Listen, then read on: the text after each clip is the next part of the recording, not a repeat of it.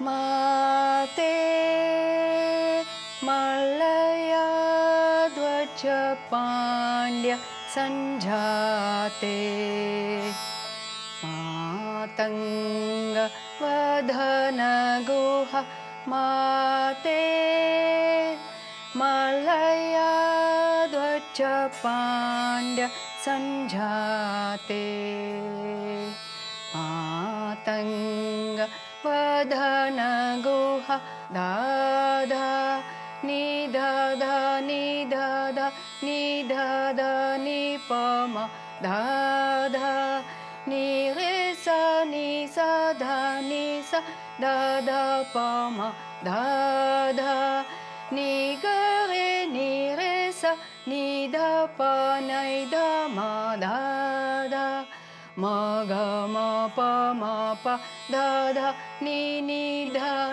da pa na na.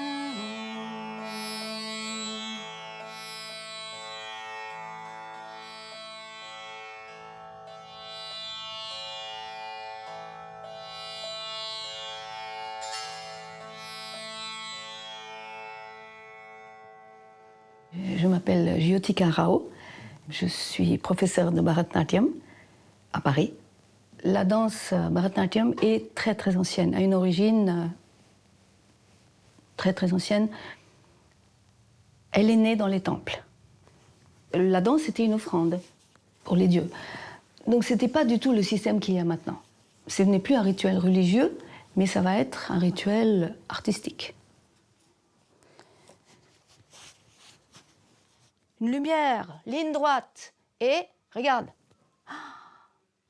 D'accord? Oh! D'accord? C'est pas juste... c'est illuminé. La lumière, la salle est noire, et soudainement quelqu'un a allumé, et... D'accord? Faites-moi ça. Kita, ta, ka. Vignadvanta Diwakara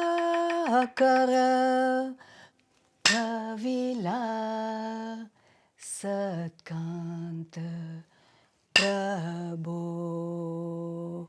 Vandita Shri Velayuta Vanchitarte.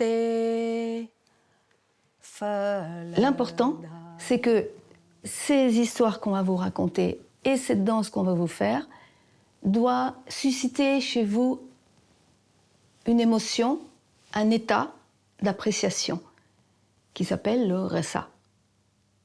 Soit vous allez beaucoup aimer, vous allez beaucoup...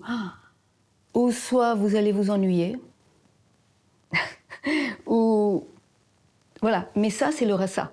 Et ça, c'est ça qui est très important entre l'artiste et le public. De rendre hommage, se faire ce geste respectueux, toucher par terre, toucher les yeux.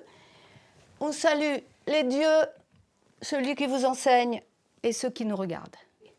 Ki, ta, ka, tai, tai, tai, dit, tai. Il y a beaucoup de dieux, beaucoup de dieux en Inde. Tout est un dieu. Je ne vais pas dire que je crois en ces dieux. C'est tout de même, c'est très présent dans mon inconscient, puisque tout de même j'étais baignée dans cette culture. Je suis née en France, mais j'ai été dans une bulle indienne, très traditionnelle d'ailleurs. Donc c'était toujours présent. Ces divinités, comme je le dis, pour moi, ce sont plus des idées. Donc Shiva, par exemple, Shiva va exprimer la force, l'énergie. Mais c'est vrai que instinctivement, par exemple, je vais enseigner toujours aux enfants quelque chose sur Ganesh, pour commencer. C'est vrai. Vous voyez, donc là, c'est tout mon inconscient, je crois. Les dieux sont avec moi dans mon inconscient, ça doit être ça. Qui peut me faire le sage qui médite? Il ferme ses yeux, il réfléchit, c'est en effet Shiva. Il est très noble, très... Voilà, il se tient là, très majestueux. Et donc, elle le trouve beau. Mais qu'est-ce qu'elle voit sur sa tête? Non, plus qu'un serpent. Elle voit la rivière Ganga qui coule. Et Meenakshi est jalouse. Non. Mais en fait, elle le trouve très beau. Et donc, elle reprend son oiseau et elle décide qu'elle l'aime. Voilà l'histoire. Est-ce que vous avez compris l'histoire? Un peu. Oui. Oui?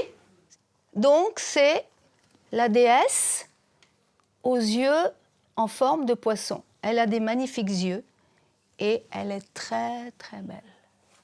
D'accord. Meenakshi, c'est non seulement donc le nom de la déesse Parvati, qui a donc aussi Meenakshi, mais c'est aussi le nom de mon premier gourou, qui s'appelait Meenakshi. Un gourou, c'est très important. Un gourou, c'est non seulement celui qui va vous enseigner, mais je sais pas, c'est qui va vous guider, qui va être présent dans vos façons d'être. En fait, toute petite, j'ai eu la chance d'aller à Rishi Valley School. C'est près de Bangalore, au sud de l'Inde. Et là-bas, j'ai eu des cours, quasiment particuliers tous les jours, avec S. Meenakshi. C'est une femme formidable. Quand je dis formidable, je ne dis pas formidable extraordinaire, mais formidable puissante. J'étais petite, elle était grande. Et elle avait un caractère très, très, très fort. Elle insufflait son énergie dans nos danses. Ses lignes étaient droites, parfaites. Ça a été extraordinaire. Maintenant, je le sais, mais à l'époque, j'étais très, très impressionnée. Franchement, j'avais très peur. Hein. J'étais une petite fille. Mais j'ai très, très bien appris. Donc j'ai aimé danser et finalement, j'ai aimé le résultat. J'ai aimé travailler comme elle m'enseignait. Mais c'était lié avec la peur, malheureusement.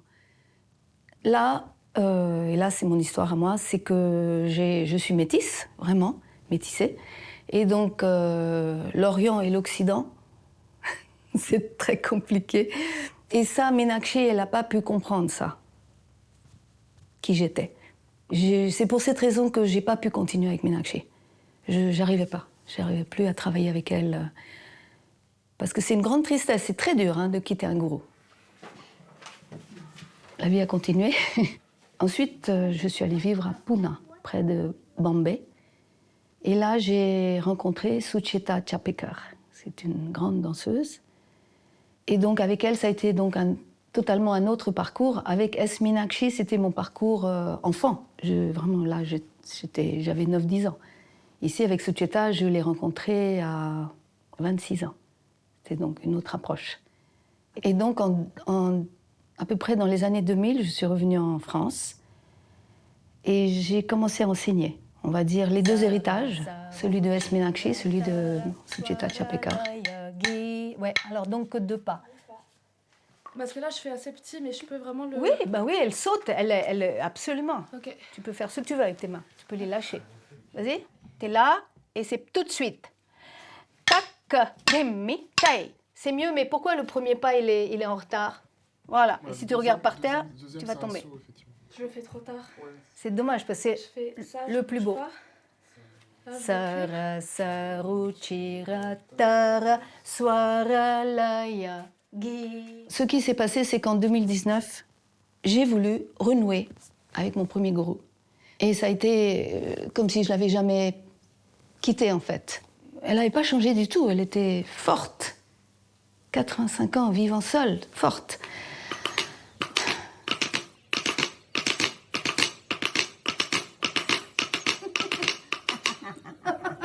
Very good, very good.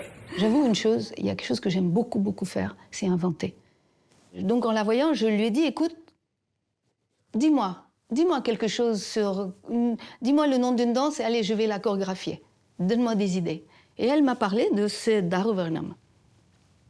Elle m'a dit, ben voilà, cette danse-là, tu peux la...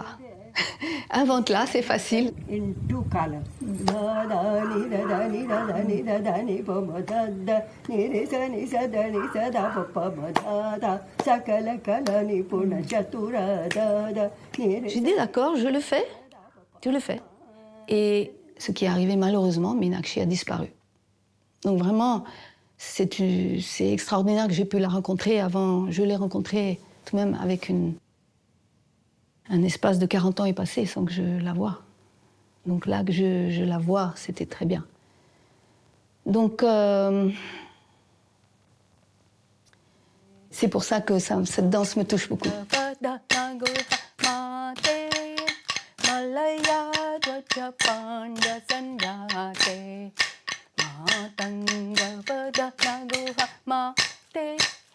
Malaya Dvaja Pandya Sanjate Patanga Naguha Mate Malaya Dvaja Pandya Sanjate Ma Talang Kutakadikutaka Diginatom Kenatat Tat Kena Jum Tarikita Taka Jum Tarikita Taka Hetta Kenatat Tat Kena Jum Tarikita Taka Jum Tarikita Taka Tadhimta Dregotaka, tadhimta, dregotaka, ta, tadiginatom,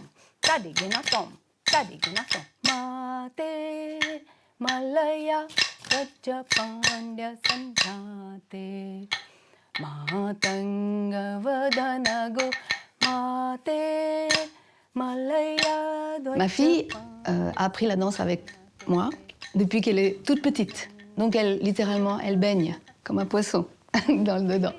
J'ai absolument voulu qu'elle apprenne ça, cette danse qui me vient de Meenakshi et que j'ai inventée et qui est donc très personnelle, et c'est vraiment mon héritage que je lui donne.